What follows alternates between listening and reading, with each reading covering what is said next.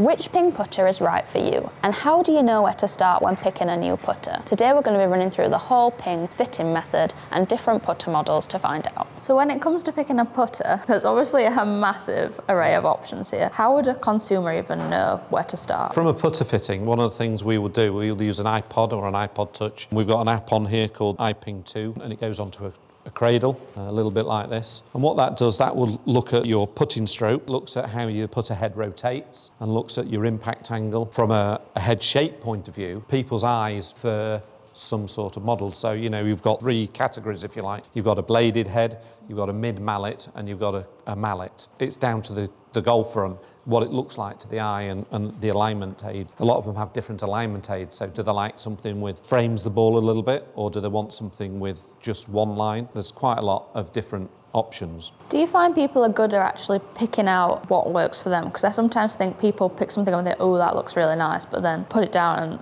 they completely can't line it up at all. That happens, that, you know, you'll pick it up, you think, oh, that looks nice, but you put it down and when it's there and you're putting with it, it's not suitable for you. Sometimes that's down to, as I talked about earlier, putting stroke. This is how we would use 5 putts and it will give us a reading. So you have the different arc system. How does that work and how might people know which one to move into? If you have a putter head that rotates a lot, then you would be a strong arc. If you have a putter head that doesn't rotate much, you would fit into a straight arc putter. But then in practical terms, on how you're actually putting, where you're missing the hole may determine if we would move more to a straight arc or a strong arc putter.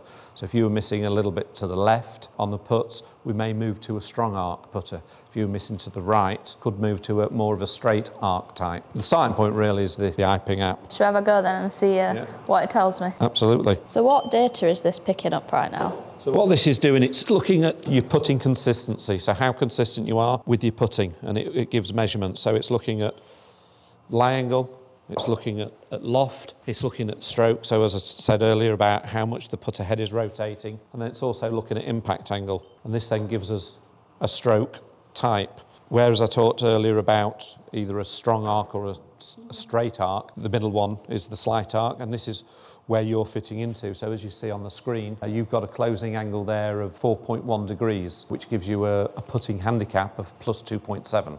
So that's pretty good. Does that get me on the leaderboard? It does get you on the leaderboard, yeah, it gets you on the pro leaderboard. Look, just below Louis, but a little bit better than Bubba. Your impact angle, plus 0.6. Again, the impact angle's pretty good. Just a little bit open from, but again, it doesn't have to be absolutely square all the time. Slightly open or slightly closed is fine. If you're doing the same thing every time, again, it's consistent. Yeah, so they're really relative to your aim as well, presumably. Tempo was really good. Lie angle was just a little bit flat, but again, very consistent. Your handicap of plus 0.3.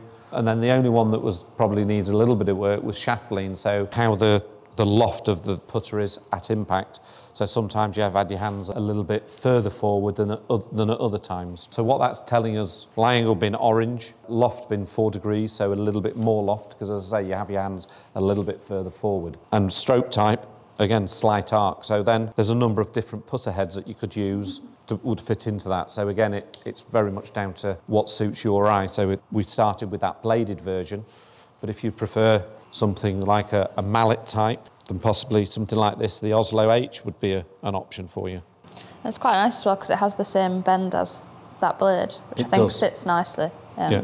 And again, so that's very much down to you. But you like the look of that. Somebody else may not, so they may, you know, like to go to something that's got a bend in it, and then it's got a different alignment aid again. And often people might think, oh, well, I already use this bend, so I need to use that in my next putter. How would these kind of give the same thing? Because obviously these are both slight arc. Both slight arc, but it's how the toe hangs. So as I say, there's a little bit of toe hang there. It's not absolutely parallel. The straight arc would be more of a face balance putter, so you can see how the face is pointing straight up to the sky.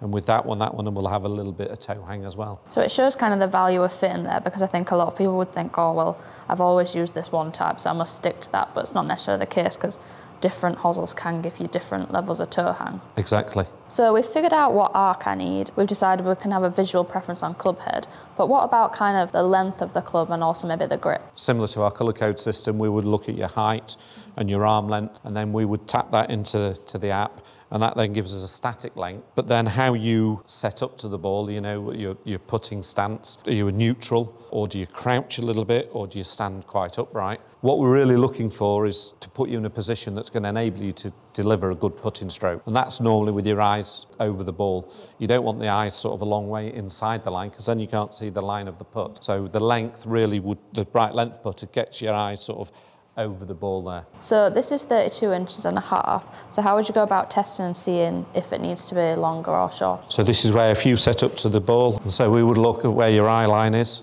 And so with that, if we look at your eye line, you can see your eyes are quite over the ball. It's certainly not getting it this way. So I would suggest that length isn't bad for you. Which is interesting, because I'm using a 34-inch putter at the moment, which is quite a bit different. So if we went to a 34-inch, now can you see how your eye line is? Yeah. It's quite a long way inside the line. That was the purpose of going down the grip a little bit and getting to the correct length. It's quite good because a lot of people don't offer like shorter putter lengths, so actually being able to test them out as well is kind of really key. People seem to be going to more larger grips now. Do you see that generally in fittings, or are people using the thinner traditional grips as well? Grips have gone a little bit thicker over the years. Certainly people do prefer that larger grip.